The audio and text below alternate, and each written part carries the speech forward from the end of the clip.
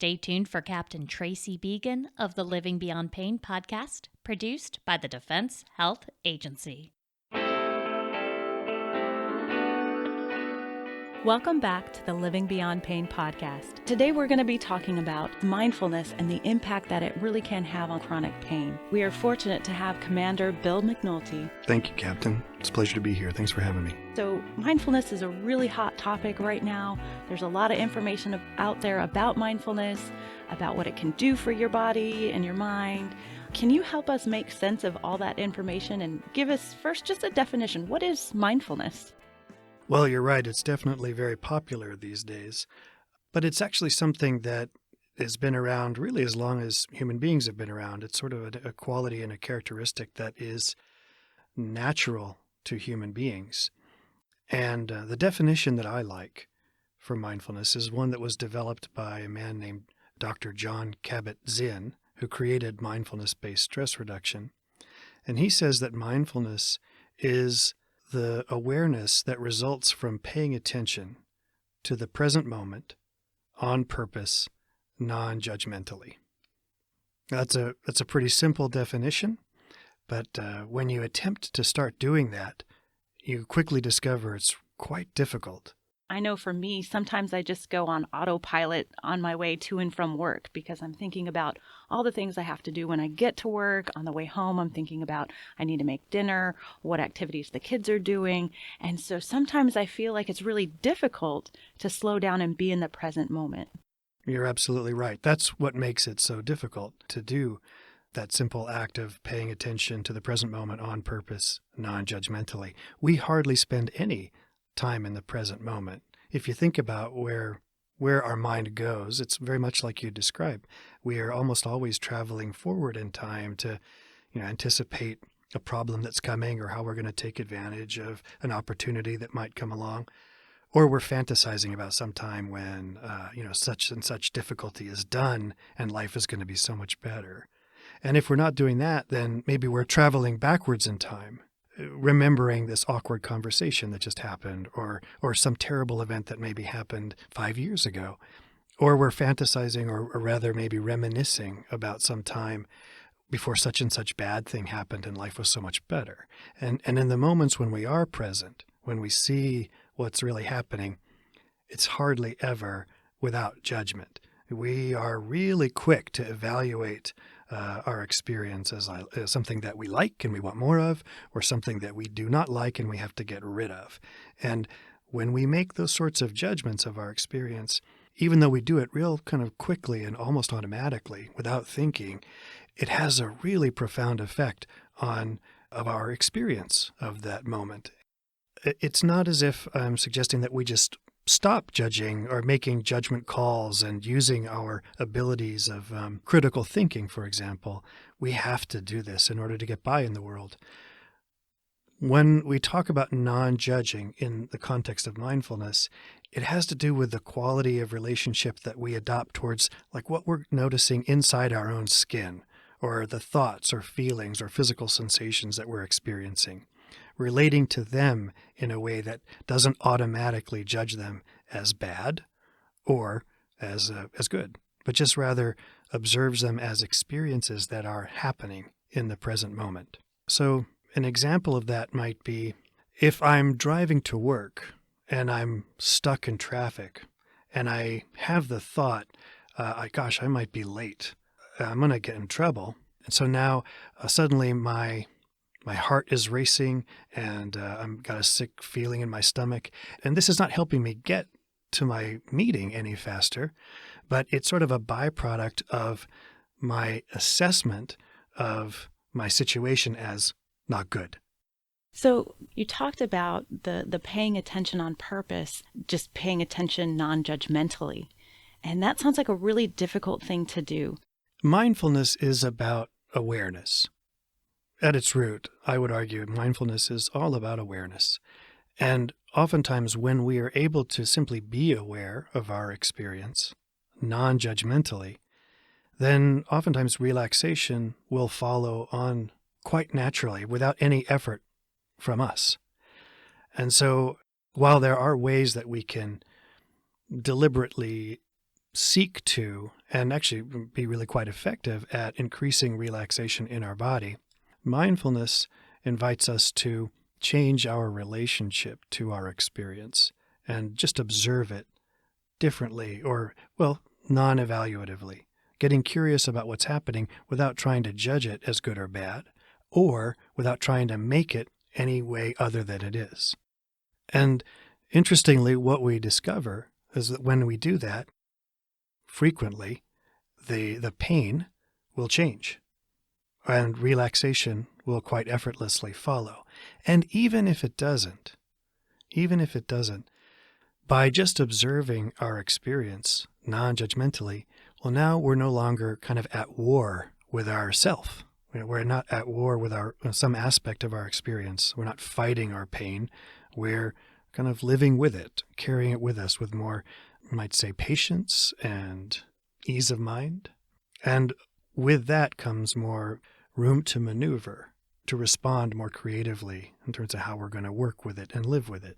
And so to go back to my example of being stuck in traffic, I might distract myself or put on the radio, or I might try to convince myself of how unreasonable my thoughts are. Like, no, nobody's going to be that upset with me because I was a few minutes late. And those are all valid approaches. But a mindfulness-based approach would invite me to do something somewhat different. And there's a really useful acronym or kind of a 4-step process called RAIN that I frequently invite people to practice at times like this. RAIN stands for, the first step is recognize. You recognize that this is in fact happening, that I've had a thought, I'm going to be late, and my body is having a response to that thought.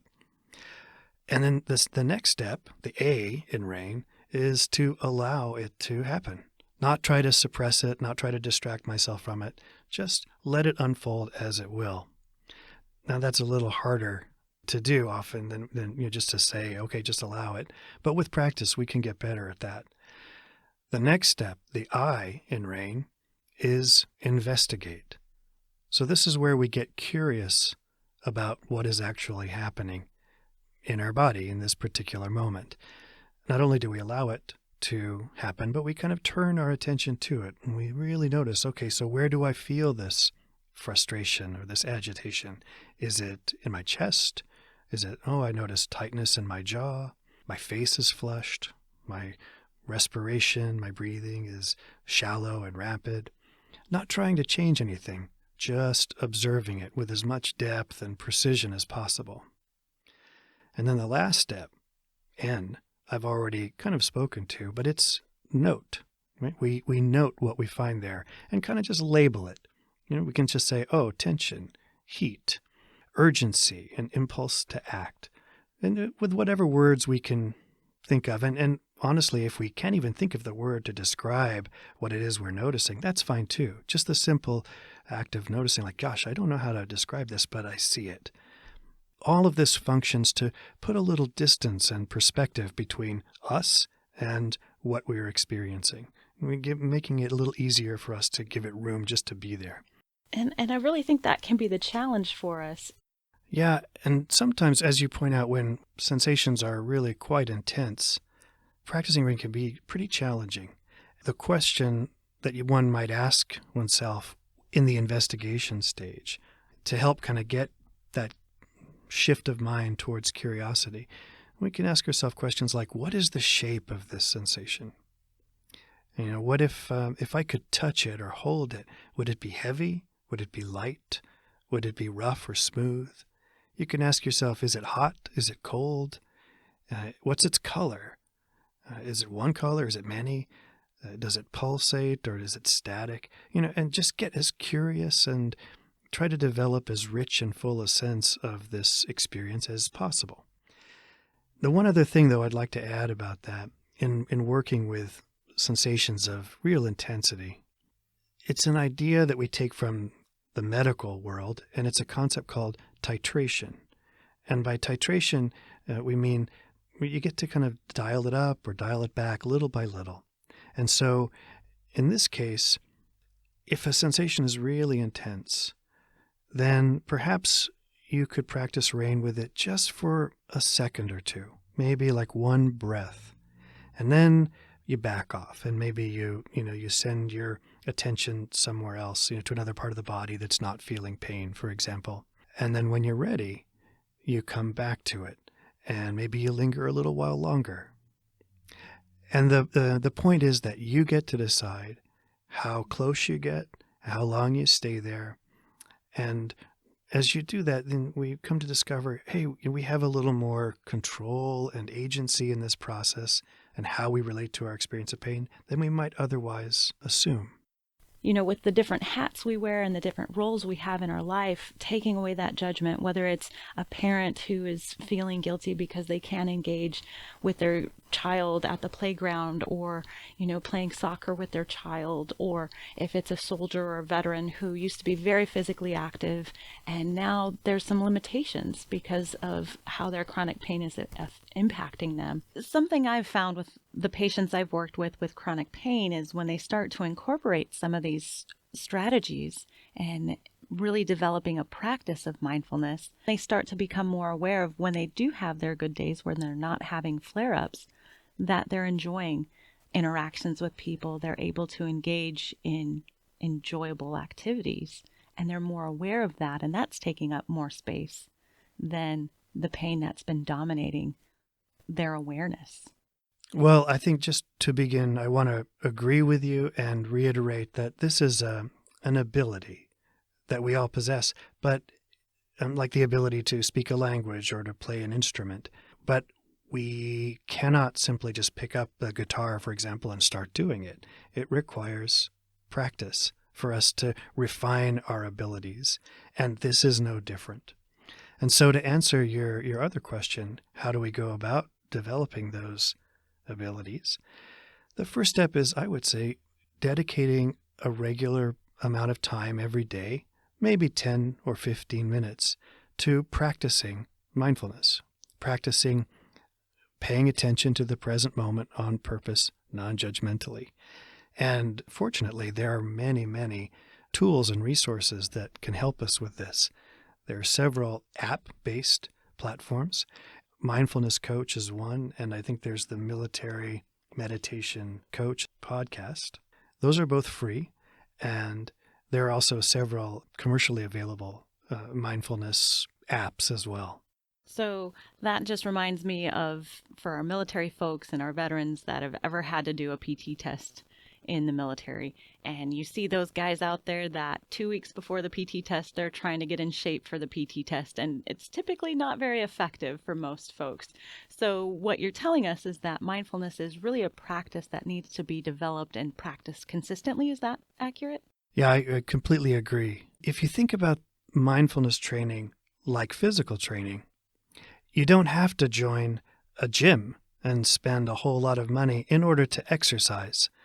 You can actually exercise your body by going for a run or even for a walk.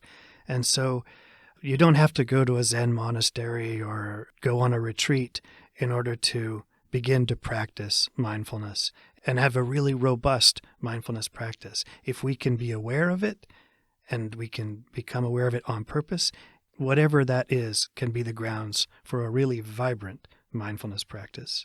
Well, Commander McNulty, I really appreciate you taking the time to share with our listeners about some practical strategies that they can use in developing their own mindfulness practice. Thank you very much for the opportunity to talk with you about this, and all the best to you, Captain Began, and to your listeners. So again, we just want to remind our listeners, developing a mindfulness practice is just like physical exercise.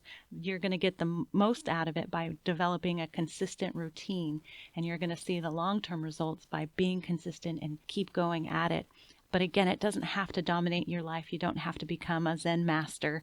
You can just develop that practice daily and just see what happens, and exploring the present moment with that curiosity in mind and trying to do it non-judgmentally. Please download those apps and get started, and we'd love to hear what your experience has been in the comments section below. And please join us next time as we continue our Living Beyond Pain series to give our listeners tools to help decrease their intensity, frequency, and duration of their pain flare-ups, so that they can live beyond their pain. The Living Beyond Pain podcast is produced by the Defense Health Agency. Until next time, be well.